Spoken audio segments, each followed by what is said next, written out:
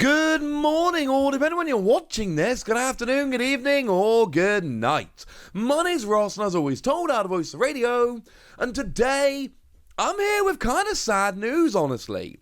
You see, and this is in my personal opinion, because art is always a personal opinion, one of the best artists in the Pokemon trading card game is now refusing to sign, as officially announced, they will not be signing Pokemon cards outside of official Pokemon events, and it's because of people getting artists to sign and then reselling them, and I hate this, ladies and gentlemen. I find this just absolutely abhorrent. I do not like it at all. Now, the artist I'm talking about here, although they are not the first one to speak out, they just happen to be the one that's, spoken out and got me thinking about this video. We're talking about Oswaldo Cato. Now, as far as I'm concerned, Cato has done an amazing work all over the place, but for me, Cato is best when doing stadiums. If we have a look at Scarlet and Violet, we've got both Mesagoza and Beach Court that were drawn by Cato, and I just think Cato has been absolutely knocking it out the park with these stadiums for a while now. They have started weaving in a couple other artists here and there, but Cato has been very much the stadium artist for a little while now. Of course, we're not just talking regular stadiums here, so some gold stadiums like Gapejaw Bog, as an example, or the amazing Temple of Sinnoh, and I know a lot of people are a fan of Path to the Peak. Generally, Cato tends to kind of chuck one Pokemon in there, along with all the lovely gold artwork, and that's kind of lovely. But there are a bunch of other cards that you will recognize that Cato has done. So, for instance, the Charizard V from the Ultra Premium collection. That is one that is very much Cato, and oh my goodness, it's obviously brilliant. But you may also recognize things like the Origin Form Palkia V as a nice little example. Now, what is interesting about Cato, there's actually two very different styles that Cato tends to use when doing Pokemon. So, if we have a look at, say, Squawkabilly from the new set, and the Bidoof that came around in Brilliant Stars, you will notice here that we do actually see two very different styles of Pokemon, which I personally really enjoy. Now, I am a fan of the more Squawkabilly style. That's just very much a personal thing for me. But there are two very different styles of Pokemon that Cato tends to bust out. Plus, we've got all the amazing work that they are doing currently with the stadiums. And when I say Cato is one of the best artists in the Pokemon TCG right now, for me, we're talking number 3. Like Okacheke and Haganosuke 1 and 2, absolutely. For me, Cato is, in terms of my personal favourite artists, number 3. Absolutely adore what Cato is doing. Cool.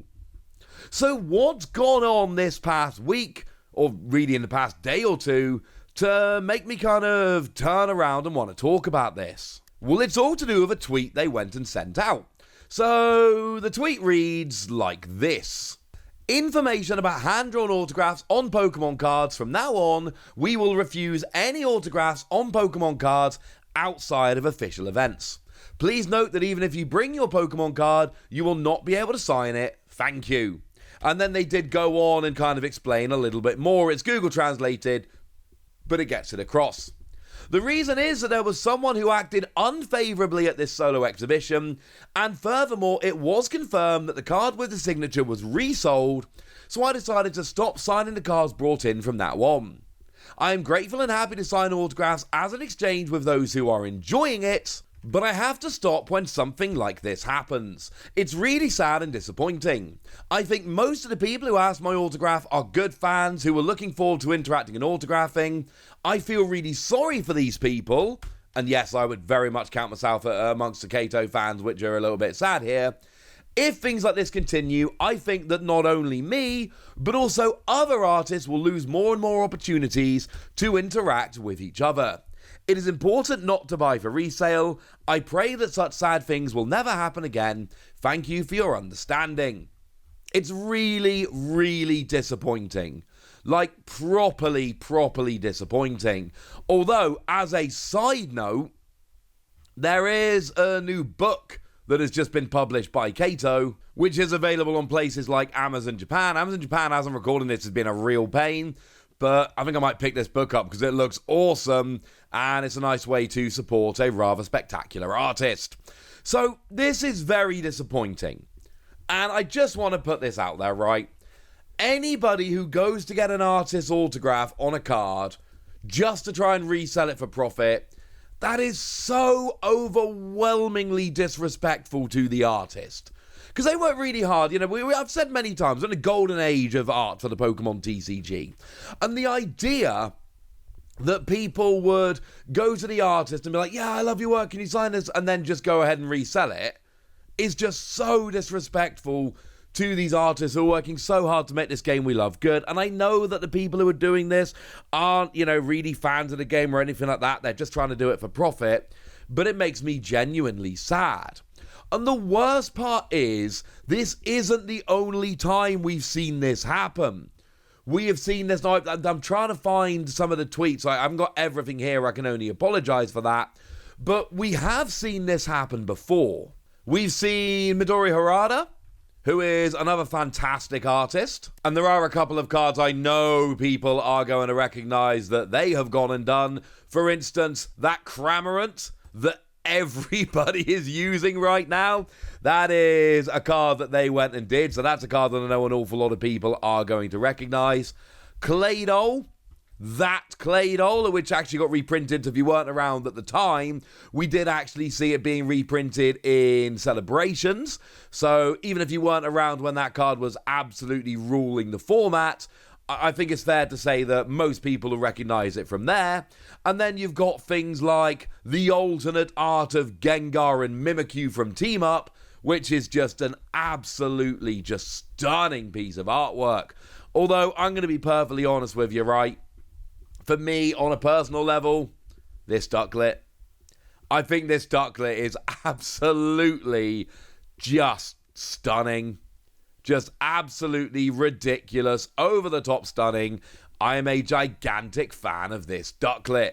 This Ducklet makes me happy. It's the one that came around in Darkness Ablaze. But they've also tweeted out in the past, now this isn't from the past couple of days, but they also went and tweeted out in May 2019, please don't talk about Pokemon card signing. I appreciate and honor a fan, but now I'm so sad and tired.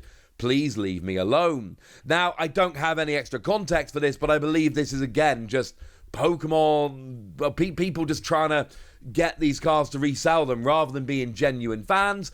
Artists like genuine fans. That's a good thing. This is not the same. We saw a thing with Naoki Saito, and Saito is really somebody you should all recognize at this stage. Been doing cards for, well, put it this way, ladies and gentlemen, a very long time. Doing cards since the Heart Gold Soul Silver era, which I think tells you all you need to know. But there's a million cards that you're all going to recognize from this particular artist. How about things like the Adamant and Irida from Crown Zenith? There we go. There's a nice little pair. The Champions Festival from Worlds this past year. Although when it comes to Saito, we're not just talking about actual cards here. There's a lot of key art for events and such that you might have seen, well, hopefully you will have seen from this particular artist. So someone who's just been around for a very, very, very long time and been absolutely crushing it for the entire time that they've been around. One of the best, I think it's fair to say. Well, we've got this lovely tweet here saying, Akira, I remember faces well. And then what happens? Well, unfortunately, Superpixel found this video on TikTok to show somebody bought this card in a lucky bag from a recently bankrupted card store. And would you believe it, that card store appears to have the card that was signed apparently to a genuine fan. And that's really disappointing. This is, of course, the alternate art Lily. And to be fair, the alternate art Lily is crazy expensive in Japan. You add in the signature and it just goes a bit silly. And this is something that's been going on for a while. And I think it's fair to say the artists are not fans of this. And it honestly makes me genuinely sad because, as I've said a few times, we really are in the best age for Pokémon TCG artwork that we've ever been in. We are really, really lucky right now to have so many amazing artists doing so much amazing art for the game. And the idea that people are then just kind of going up trying to get them to sign cards purely to flip them for a little bit of profit, it's just rubbish. And I know nowadays, more and more, we're actually seeing artists rocking up to events to do signings. I mean, just in the past couple of days, Overload events have gone and revealed that in Hartford, they are actually having illustrator Hitoshi Ariga popping along. Now, I will confess I did then spend a bunch of time trying to figure out which of those artists' cards I would most want to have signed, but I've got a kid called Archie. So, full art Archie's ace in the hole from Primal Clash. If anybody's going to Hartford Regionals and wants to try and get this card signed for me, hit me up on Twitter at @TheWassy. That would be awesome. But we're seeing this more and more, where artists are actually showing up to official events to do signings, and that is wonderful. But I do think this is going to happen more and more as so many people are trying to just make a quick buck here and there. And it's everything from Japanese boxes to autograph cards. And it is genuinely just ruining it for everybody. And all I'm asking is, can we just stop this? And if you run a Facebook group or any other community that deals with buying and selling cards, maybe there could be a new rule that you don't allow people to sell autograph cards. And maybe we try and nip it in the bud as a community. And I know it won't stop everybody. I ain't stupid. But you know what? Every little helps, ladies and gentlemen. Every little helps. Right, there we go, ladies and gentlemen. That's what you need to know, and now it's over to you guys.